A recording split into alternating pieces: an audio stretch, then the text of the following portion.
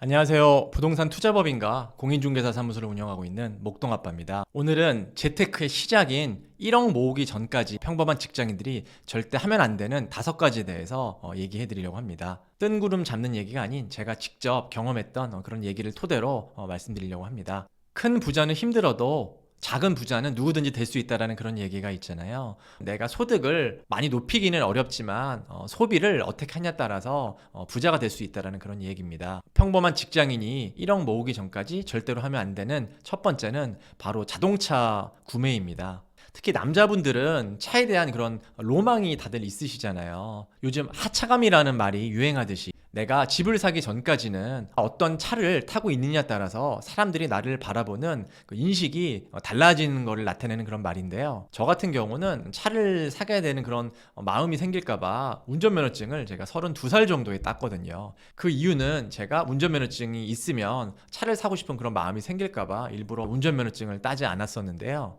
꼭 필요하지 않은 차량 구매는 내가 1억을 모으는데 굉장히 방해 요소가 됩니다. 먼저 차를 사는 데 있어서 비용이 발생을 하잖아요. 그리고 사회초년생 같은 경우는 모아놓은 현금이 없기 때문에 할부로 사는 경우도 많습니다. 차량 가격까지 포함이 되면 적게는 수백만 원에서 많게는 수천만 원의 비용을 쓰게 됩니다. 그리고 이뿐만 아니라 많은 유지비가 드는데요. 자동차 보험도 필수로 들어야 되고 기름값, 자동차세, 타이어도 교환해야 되고 수리비도 들고 이런 비용들이 꽤 많이 듭니다. 그리고 여기에 더불어 자동차라는 거는 감가가 되는 그런 물건이잖아요. 그래서 내가 2천만 원짜리 신차를 사더라도 그게 1년, 5년, 10년 지나갈수록 가격이 깎입니다. 그래서 자동차가 감가되는 비용이 매년 100만 원 이상 들거든요. 즉 내가 자동차를 사는데 초기 비용이 들고 그리고 그 차량을 유지하는데 유지 비용이 들고 그리고 자동차가 감가상각이 되기 때문에 쉽게 비유해 드리자면 보증금이 깎이는 월세라고 생각하시면 되세요. 저희가 월세를 살 때는 매달 월세를 내지만 그 보증금은 몇 년 후에 그 원금을 찾을 수가 있잖아요. 근데 자동차라는 그런 월세를 산다면 2천만 원을 넣어 두더라도 5년 후에는 한 1천만 원 정도밖에는 못 가져올 수가 있습니다. 그래서 여러분들이 1억을 모으기 전에 자동차를 산다라는 거는 보증금이 깎이는 월세를 사는 거라고 보시면 될 것 같습니다. 그리고 자동차가 있으면 또 생각지도 않은 돈이 나가게 됩니다. 왜냐하면 자동차가 있기 때문에 여행을 갈 수도 있고 맛집을 갈 수도 있고 차량을 자꾸 운행하게 되거든요. 이렇게 쓰지 않아야 되는 비용이 추가로 더 나가게 됩니다. 그래서 국산 중형차를 산다고 가정했을 때 최소 매달 100만 원 이상의 비용이 나가게 됩니다. 저도 집을 사기 전까지 차를 사는 거는 되게 사치라고 생각을 했기 때문에 32살 정도에 집을 한 2채 정도 제가 사고 그 이후에 샀거든요. 두 번째로는 애완동물을 함부로 키우시면 안 됩니다. 애완동물이 얼마나 이쁘고 사랑스러운데 너무 냉정한 거 아니야 라고 저를 생각하시는 분들도 있으실 테지만 사실 애완동물을 키운다라는 거는 단순히 내 장난감을 키우는 게 아니라 한 생명을 키우는 거잖아요. 그래서 많은 정성과 시간을 들여야 되고 애완동물 사료값이 굉장히 많이 듭니다. 그리고 이 사료값만 드는 게 아니라 만약에 어디가 아프고 다쳤을 때는 굉장한 많은 비용이 또 소요가 됩니다. 병원비도 보험이 되지 않기 때문에 일반 사람들이 아픈 것보다 훨씬 많은 비용이 들거든요. 그래서 애완동물이 어디 아파가지고 갔을 때 뭐 몇백만 원 드는 거는 뭐 아무 일도 아닙니다. 굉장히 많은 비용이 소요가 되고요. 또한 돈만 드는 것이 아니라 나의 에너지와 정성을 들여야 되잖아요. 왜냐하면 목욕도 시켜줘야 되고 시간적인 정신적인 에너지가 많이 소모될 수가 있습니다. 그래서 애완동물이 있을 때는 그 외에 다른 것에 에너지를 더 쓰기가 어렵거든요. 그만큼 시간과 돈과 정성을 들여야지만 제대로 키울 수 있다고 생각을 합니다. 세 번째로는 다양한 인맥을 끊어야 됩니다. 작은 부자가 되신 분들 중에서는 많은 인맥을 가지고 있는 분들 별로 없으세요. 왜냐하면 내가 어떤 모임을 많이 나가고 있다. 많은 인간관계를 한다라는 거는 그만큼 많은 돈을 써야 되는 거고 많은 시간과 에너지를 써야 되는 거잖아요. 그로 인해서 많은 인간관계들이 생기게 되는 거기 때문에 뭐 경조사라든지 아니면 어떤 일이 있다든지 그러면 당연히 만나고 얘기해주고 고민도 들어줘야 되고 뭐 이런 부분들이 있잖아요. 이런 인맥들은 나에게 도움이 되는 경우도 분명히 있습니다. 하지만 하지만 이렇게 얻는 부분보다는 잃는 부분이 훨씬 더 많기 때문에 그다지 추천을 드리진 않는데요. 내가 알고 있는 인맥이란 게 사실은 나와 비슷한 사람들이 많잖아요. 그러니까 내가 어떤 자산을 모으고 더 높은 단계로 가길 원한다면 나와 비슷한 레벨의 사람들을 계속 만나게 되면 그런 단계로 올라갈 수가 없잖아요. 왜냐하면 생각하는 게 다 비슷하고 수준이 다 비슷하기 때문에 끼리끼리 보통 만난다라고 하는 것처럼 나의 수준이 더 올라가기는 어렵습니다. 그리고 더 무서운 거는 내가 어떤 높은 단계로 올라가기 위해서 노력을 하게 되면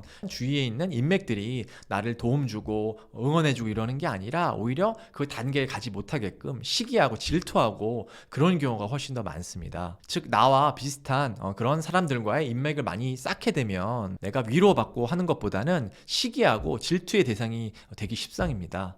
만약 여러분이 20억 로또에 당첨이 됐다고 생각을 해보세요. 그러면 내 주위의 인맥들이 나의 모습을 보고 축하해 줄 것인지 응원해 줄 것인지 아니면 한턱 내라, 돈 좀 써라, 그리고 너는 좀 변했다, 돈도 왜 안 쓰냐, 이 구두쇠야, 이런 얘기를 하기 십상입니다. 그래서 내가 어떤 도움을 얻기 위해 만든 인간관계가 사실 나의 감정 소모의 큰 부분을 차지하기도 합니다. 여러분, 직장이든 어떤 관계든 친한 사람에 의해서 마음의 상처를 받으신 적이 있으신가요? 의외로 나의 멘탈에 가장 큰 데미지를 주는 사람은 나와 먼 사람이 아닌 나와 가까운 사람일 경우가 많습니다. 그래서 이런 불필요한 인맥을 많이 쌓으면 쌓을수록 도움되는 부분도 있지만 나의 멘탈에 데미지를 줄 수 있는 그런 리스크가 굉장히 커집니다. 그래서 나와 비슷한 사람과의 인맥은 도움이 크게 되지는 않고 오히려 나의 발목을 잡는 경우가 많습니다. 생각보다 가족 이외에 나의 성공을 진심으로 바라는 사람을 만날 확률은 극히 적습니다.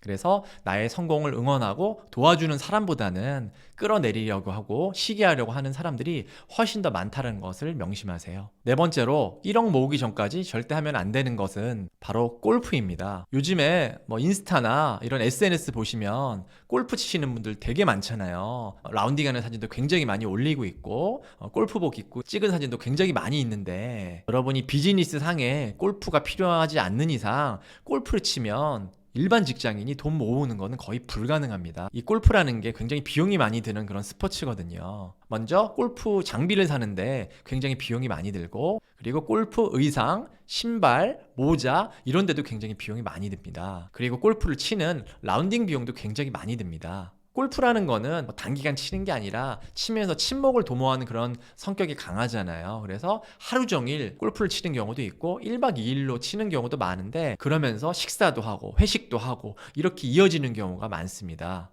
그래서 이렇게 라운딩 한번 뛰고 나면 몇십만 원 쓰는 거는 문제도 아니거든요. 근데 생각보다 30, 40대 분들 중에서 골프 치는 거를 쉽게 생각하시는 분들이 굉장히 많은 것 같습니다. 왜냐하면 SNS 보면 다 골프 치러 다니고 라운딩하는 사진들이 다 있잖아요. 요즘 골프 유행이고 다 골프 치나 보다 이렇게 생각을 하는데 사실 그 사진 올리는 분들 중에 허세로 그냥 올리는 분들도 꽤 많습니다. 저도 이렇게 열심히 일하고 자산도 모았지만 골프는 나에게 있어서 사치라고 생각해서 아직까지도 치지 않고 있거든요. 만약에 저에게 세후 월급이 얼마 정도는 돼야지 골프를 칠 수 있냐라고 물어보신다면 제 기준에서는 최소 1,500 이상은 월 수익이 있어야지 칠 수 있다라고 생각을 합니다.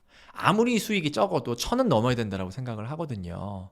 일반 직장인이 100만 원 모으는 게 얼마나 어렵습니까? 근데 이 골프로 100만 원 가까이 되는 비용을 매달 쓴다? 저는 이 부분이 절대 이해가 되지 않습니다. 물론 골프를 친다는 게 나쁜 게 아니라 내가 여유가 있고 수준이 되고 그러면 치는 게 맞죠. 근데 그런 것이 아닌 옆에 있는 사람도 치니까 보여주기 식으로 허세로 SNS 올리려고 그렇게 치는 것은 절대 안 된다라고 생각합니다. 그런 거를 했을 때는 절대 1억을 모을 수 없다라고 생각을 하고 내 자산 그리고 내 수입이 일정 이상 올라갔을 때 그 다음 생각해도 늦지 않은 거라고 생각하고 있습니다. 다섯 번째는 바로 SNS입니다. EPL 맨체스터 유나이티드 퍼거슨 감독이 했던 유명한 얘기가 있잖아요. SNS는 인생의 낭비다. 요즘 30, 40대 분들 중에서 인스타나 이런 거 안 하시는 분들 거의 없잖아요. 근데 이 SNS라는 게 나의 좋은 점, 나의 화려한 점만 보통 올리기 때문에 남들이 봤을 때는 이 사람 화려하게 산다, 너무 멋있게 산다 생각할 순 있지만 실제 생활은 그건 다를 수가 있습니다. 보통 SNS 올리는 사진들이 오마카세 같은 거 올리는 경우거나 해외여행 같은 데 가서 호텔이나 이런 걸 찍거나 아니면 고급 펜션 같은 데 갔을 때 보통 올리잖아요. 그래서 이 SNS를 보는 입장에서는 이 사람 나하고 월급이 비슷한데 이렇게 멋지게 사네? 이런 생각을 하기 십상입니다. 나만 이렇게 돈을 안 쓰나? 누구나 이 정도는 다 하나? 라는 생각을 하기 쉽습니다. 넷플릭스 드라마 중에 하나인 셀러브리티를 제가 굉장히 재미있게 봤는데요. 거기에 보시면 SNS 셀럽들의 그런 모습들이 나와 있잖아요. 겉으로는 화려하고 하지만 속으로는 그 모습을 유지하기 위해서 얼마큼 힘들게 살고 있는지에 대한 그런 모습을 담은 드라마인데, SNS를 올리는 사람들의 심리는 나의 실제 모습이 아닌 보여주고 싶은 모습을 올리는 거잖아요.